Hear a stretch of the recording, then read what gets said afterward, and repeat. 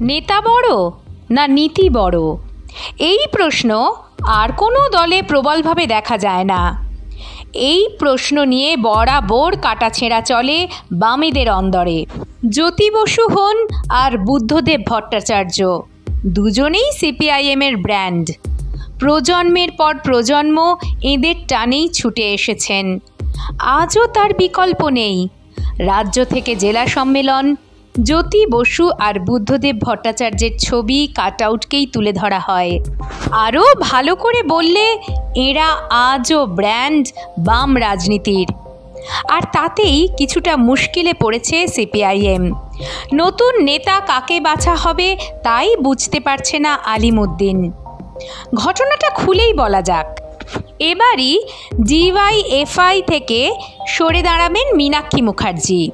তাঁর মেয়াদ ফুরিয়ে এসেছে।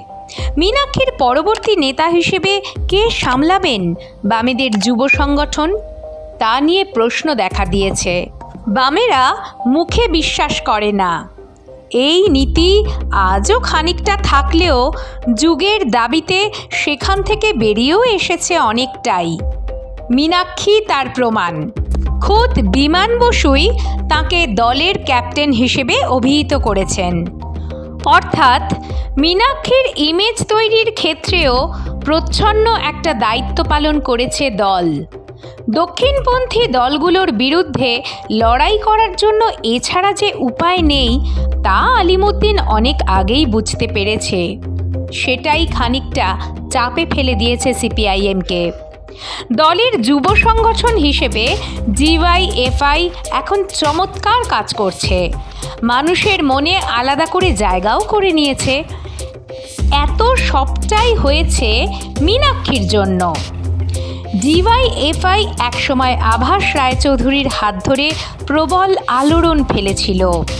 বহুদিন পর আবার মীনাক্ষীর জন্য যুব সংগঠন নজর কাড়ছে। এই কারণেই দলের অন্দরে প্রশ্ন উঠছে কাকে দেওয়া যায় দায়িত্ব, যিনি মীনাক্ষী মুখার্জির কাজকে আরও এগিয়ে নিয়ে যাবেন।